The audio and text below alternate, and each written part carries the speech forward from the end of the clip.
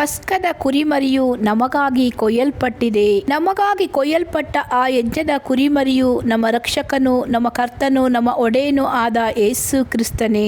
ಒಂದೇ ಸಾರಿ ಯುಗಗಳ ಸಮಾಪ್ತಿಯಲ್ಲೇ ಆತನು ಪಾಪ ನಿವಾರಣೆ ಮಾಡಬೇಕೆಂಬ ಉದ್ದೇಶದಿಂದ ತನ್ನನ್ನು ಯಜ್ಞ ಮಾಡಿಕೊಳ್ಳುವವನಾಗಿ ಪ್ರತ್ಯಕ್ಷನಾದನು. ಒಂದೇ ಸಾರಿ ಸಾಯುವುದು, ಆಮೇಲೆ ನ್ಯಾಯ ತೀರ್ಪು ಮನುಷ್ಯರಿಗೆ ಹೇಗೆ ನೇಮಕವಾಗಿದೆಯೋ ಹಾಗೆಯೇ ಕ್ರಿಸ್ತನು ಸಹ ಬಹುಜನರ ಪಾಪಗಳನ್ನು ಹೊತ್ತುಕೊಳ್ಳುವುದಕ್ಕೋಸ್ಕರ ಒಂದೇ ಸಾರಿ ಸಮರ್ಪಿತನಾದನು ಮತ್ತು ತನ್ನನ್ನು ನಿರೀಕ್ಷಿಸಿಕೊಂಡಿರುವವರಿಗೆ ರಕ್ಷಣೆಯನ್ನುಂಟು ಮಾಡುವುದಕ್ಕೋಸ್ಕರ ಪಾಪ ಸಂಬಂಧವಿಲ್ಲದವನಾಗಿ ಎರಡನೆಯ ಸಾರಿ ಕಾಣಿಸಿಕೊಳ್ಳುವನು ಎಂಬುದಾಗಿ ಇಬ್ರಿಯರಿಗೆ ಬರೆದ ಪತ್ರಿಕೆ 9ನೇ ಅಧ್ಯಾಯ 26 ಮತ್ತು 27ನೇ ವಾಕ್ಯದಲ್ಲಿ ಬರೆಯಲ್ಪಟ್ಟಿದೆ.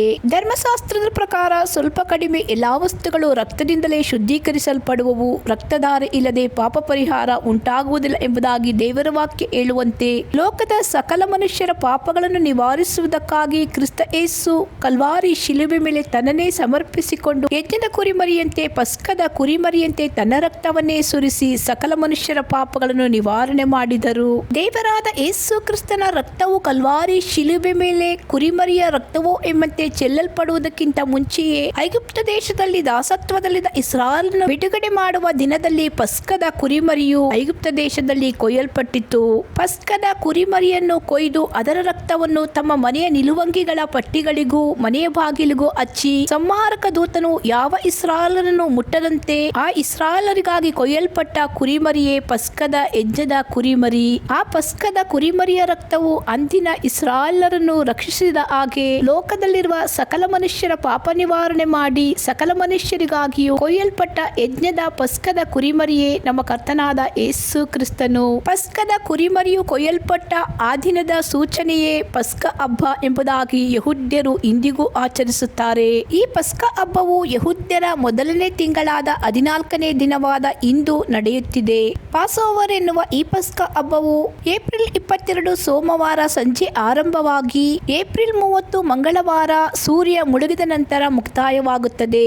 ಈ ಪಸ್ಕ ಹಬ್ಬದ ಕುರಿತು ಸತ್ಯವೇದದ ವಿಮೋಚನಕಾಂಡ ಪುಸ್ತಕದ 12ನೇ ಅಧ್ಯಾಯದಲ್ಲಿ ಬರೆಯಲ್ಪಟ್ಟಿದೆ. 4000 ವರ್ಷಗಳ ಹಿಂದೆ ದೇವರು ಮೋಶೆಯ ಮುಖಾಂತರ ಇಸ್ರಾಯೇಲರಿಗೆ ಕೊಟ್ಟಂತ ಈ ಆಜ್ಞೆಯನ್ನು ಈಗಿನ ಕಾಲದ ಯಹೂದ್ಯರು ಇಂದಿಗೂ ಆಚರಿಸುತ್ತಲೇ ಬಂದಿದ್ದಾರೆ. 4000 ವರ್ಷಗಳ ಹಿಂದೆ ಇಸ್ರಾಯೇಲರಿಗೋಸ್ಕರ ಪಸ್ಕದ ಕುರಿಮರಿಯು ಐಗುಪ್ತ ದೇಶದಲ್ಲಿ ಕೊಯ್ಯಲ್ಪಟ್ಟಿತ್ತು. ನಮಗೋಸ್ಕರ 2000 ವರ್ಷಗಳ ಹಿಂದೆ ಇಸ್ರಾಯೇಲ್ ದೇಶದ ಯೆರೂಸಲೇಮಿನಲ್ಲಿ ಗೋಲ್ಕತಾ ಗುಡ್ಡದ ಮೇಲೆ ಕಲ್ವಾರಿಯ ಶಿಲುಬೆ ಮೇಲೆ ನಮಗೋಸ್ಕರ ಮಾತ್ರವಲ್ಲದೆ ಭೂಮಿಯಲ್ಲಿರುವ ಸಕಲ ಮನುಷ್ಯರಿಗೋಸ್ಕರವೂ ಪಸ್ಕದ ಕುರಿಮರಿಯು ಕೊಯ್ಯಲ್ಪಟ್ಟಿತು. ಅದೇ ನಮ್ಮ ಕರ್ತನಾದ ಯೇಸು ಕ್ರಿಸ್ತನು.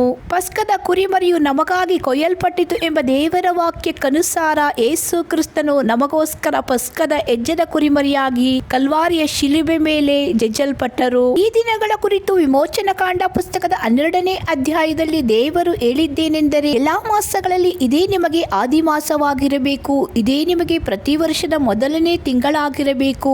ಒಂದೊಂದು ಜನಾಂಗದವರಿಗೆ ಒಂದೊಂದು ತಿಂಗಳಲ್ಲಿ ಹೊಸ ವರ್ಷವು ಪ್ರಾರಂಭವಾಗುತ್ತದೆ. ಅದೇ ಪ್ರಕಾರ ಯಹೂದ್ಯರಿಗೆ ಈ ತಿಂಗಳು ಮೊದಲನೇ ತಿಂಗಳಾಗಿ ದೇವರು ನೇಮಿಸಿದ್ದಾರೆ. ಯಹೂದ್ಯರ ಮೊದಲನೇ ತಿಂಗಳ 14ನೇ ದಿನವಾದ ಇಂದು ಪಸ್ಕ ಹಬ್ಬದ ಪ್ರಾರಂಭ ದಿನವಾಗಿದೆ. ಇದರ ನಂತರ ಬರುವ 7 ದಿನಗಳು ಅವರು ಹುಳಿಯಿಲ್ಲದ ರೊಟ್ಟಿಗಳನ್ನು ತಿನ್ನಬೇಕೆಂಬುದಾಗಿ ವಿಮೋಚನಕಾಂಡ ಪುಸ್ತಕದ 12ನೇ ಅಧ್ಯಾಯದಲ್ಲಿ ಮೋಶೆಯ ಮುಖಾಂತರ ದೇವರು ವಿಧಿಸಿದ್ದಾರೆ.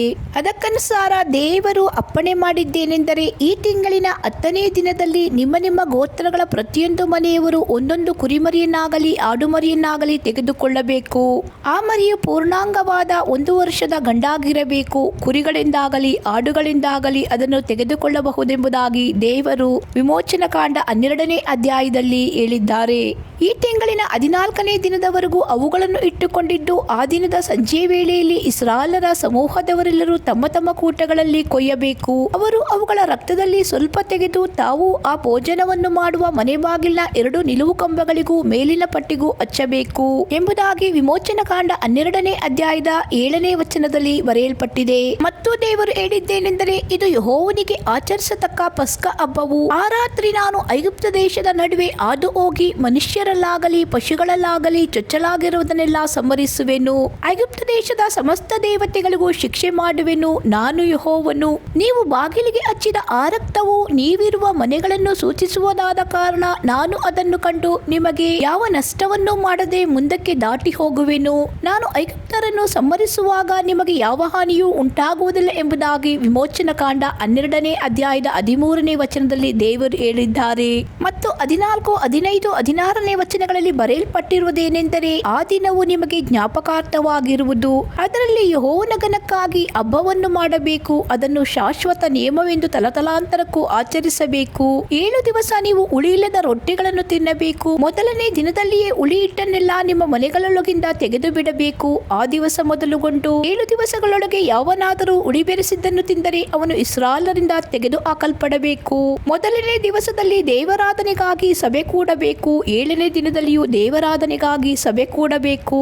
ದೇವರು ಹೇಳಿದ ಈ 7 ದಿನಗಳಲ್ಲಿ ಇಂದಿಗೂ ಯೆಹೂದ್ಯರು ಹುಳಿ ಬೆರೆಸಿದ ಯಾವ ಪದಾರ್ಥವನ್ನು ತಿನ್ನುವುದಿಲ್ಲ. ಅಂದರೆ ಈಸ್ಟ್ ಹಾಕಿ ಮಾಡಿದಂತ ಬ್ರೆಡ್ ಅನ್ನು ತಿನ್ನದೆ ಈಸ್ಟ್ ಬೆರೆಸದೆ ಮಾಡಿದ ಬ್ರೆಡ್ ಅನ್ನೇ ಈ ದಿನಗಳಲ್ಲಿ ಉಪಯೋಗಿಸುತ್ತಾರೆ. ಈ ವಚನಗಳಿಗನುಸಾರ ತಲತಲಾಂತರಗಳಲ್ಲೂ ಈ ಹಬ್ಬವನ್ನು ಆಚರಿಸಬೇಕು ಎಂಬುದಾಗಿ ಯೆಹೋವನು ನೇಮಿಸಿದ ಆಚರಣೆಯನ್ನು ಯೆಹೂದ್ಯರು ಇಂದಿಗೂ ಆಚರಿಸುತ್ತಾರೆ. ವಿಮೋಚನಾ ಕಾಂಡ 12ನೇ ಅಧ್ಯಾಯದ 21, 22, 23ನೇ ವಚನಗಳಲ್ಲಿ ಹೀಗೆ ಬರೆಯಲ್ಪಟ್ಟಿದೆ. ಆಗ ಮೋಶೆಯು ಇಸ್ರಾಯೇಲರ ಹಿರಿಯರೆಲ್ಲರನ್ನು ಕೂಡ ಕರೆಸಿ ಅವರಿಗೆ, ನೀವು ನಿಮ್ಮ ನಿಮ್ಮ ಕುಟುಂಬಗಳಿಗೋಸ್ಕರ ಹಿಂಡಿನಿಂದ ಮರಿಗಳನ್ನು ತೆಗೆದುಕೊಂಡು ಪಸ್ಕ ಹಬ್ಬಕ್ಕೆ ಕೊಯ್ಯಿರಿ ಮತ್ತು ಹಿಸ್ಸೋಪ್ ಗಿಡದ ಬರಲನ್ನು ತೆಗೆದುಕೊಂಡು ಬಟ್ಟಲಿನಲ್ಲಿರುವ ಆ ರಕ್ತದಲ್ಲಿ ಅದ್ದಿ ಬಾಗಿಲಿನ ಮೇಲಿನ ಪಟ್ಟಿಗೂ 2 ನಿಲುವು ಕಂಬಗಳಿಗೂ ಹಚ್ಚಬೇಕು. ತರುವಾಯ ನಿಮ್ಮಲ್ಲಿ ಒಬ್ಬರು ಸೂರ್ಯೋದಯದೊಳಗಾಗಿ ಬಾಗಿಲಿನಿಂದ ಹೊರಗೆ ಹೋಗಕೂಡದು. ಯೆಹೋವನು ಐಗುಪ್ತರನ್ನು ಹತಮಾಡುವುದಕ್ಕೆ ದೇಶದ ನಡುವೆ ಹಾದು ಹೋಗುವಾಗ ನಿಮ್ಮ ನಿಮ್ಮ ಮನೆ ಬಾಗಿಲಿನ ಮೇಲಿನ ಪಟ್ಟಿಯಲ್ಲಿಯೂ 2 ನಿಲುವು ಕಂಬಗಳಲ್ಲಿಯೂ ಆ ರಕ್ತವನ್ನು ಕಂಡು ಮುಂದಕ್ಕೆ ದಾಟಿ ಹೋಗುವನು.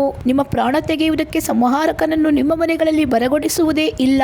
4000 ವರ್ಷಗಳ ಹಿಂದೆ ಸಕಲ ಇಸ್ರಾಯೇಲರಿಗಾಗಿ ಐಗುಪ್ತ ದೇಶದಲ್ಲಿ ಕೊಯ್ಯಲ್ಪಟ್ಟ ಪಸ್ಕದ ಯಜ್ಞದ ಕುರಿಮರಿಯ ರಕ್ತವು ಯಾವ ಮನೆಯ ಬಾಗಿಲು ನಿಲುಪಟ್ಟಿಗಳಲ್ಲಿ ಹಚ್ಚಲ್ಪಟ್ಟಿತ್ತೋ ಆ ಮನೆಗಳಲ್ಲಿ ಸಂಹಾರಕ ದೂತನು ಕಾಲಿಡಲೇ ಇಲ್ಲ. ಅಂದು ಯೆಹೂದ್ಯರಿಗಾಗಿ ಕೊಯ್ಯಲ್ಪಟ್ಟ ಆ ಪಸ್ಕದ ಕುರಿಮರಿಯೋ ಎಂಬಂತೆ ನಮಗೋಸ್ಕರವಾಗಿಯೂ ಕೊಯ್ಯಲ್ಪಟ್ಟ ಯಜ್ಞದ ಕುರಿಮರಿಯಾದ ಯೇಸು ಕ್ರಿಸ್ತನನ್ನು ನೋಡಿ ಯೋಹಾನನು, ಅಗೋ ಯಜ್ಞಕ್ಕೆ ದೇವರು ನೇಮಿಸಿದ ಕುರಿ, ಲೋಕದ ಪಾಪವನ್ನು ನಿವಾರಣೆ ಮಾಡುವವನು ಎಂಬುದಾಗಿ ಯೋಹಾನನು ಬರೆದ ಸುವಾರ್ತೆಯ ಪುಸ್ತಕದ 1ನೇ ಅಧ್ಯಾಯದ 29ನೇ ವಚನದಲ್ಲಿ ನಾವು ನೋಡಬಹುದು. 4000 ವರ್ಷಗಳ ಹಿಂದೆ ಮೋಶೆಯ ಮುಖಾಂತರ ದೇವರು ಕೊಟ್ಟ ಆಜ್ಞಾವಿಧಿಗಳನ್ನು ಯೆಹೂದ್ಯರು ಇಂದಿಗೂ ಆಚರಿಸುತ್ತಿದ್ದಾರೆ. ಆತನ ಮಗನಾದ ಯೇಸು ಕ್ರಿಸ್ತನ ರಕ್ತವು ಸಕಲ ಪಾಪವನ್ನು ನಿವಾರಣೆ ಮಾಡಿ ನಮ್ಮನ್ನು ಶುದ್ಧಿ ಮಾಡುತ್ತದೆ ಎಂಬ ವಾಕ್ಯವನ್ನು ನೆನಪು ಮಾಡುತ್ತಾ ನಾವು ನಮ್ಮ ಪಸ್ಕದ ಯಜ್ಞದ ಕುರಿಮರಿಯಾದ ಯೇಸು ಕ್ರಿಸ್ತನ ರಕ್ತವನ್ನು ಈ ದಿನದಲ್ಲಿ ನೆನಪು ಮಾಡಿ ಆತನನ್ನು ಆರಾಧಿಸೋಣ.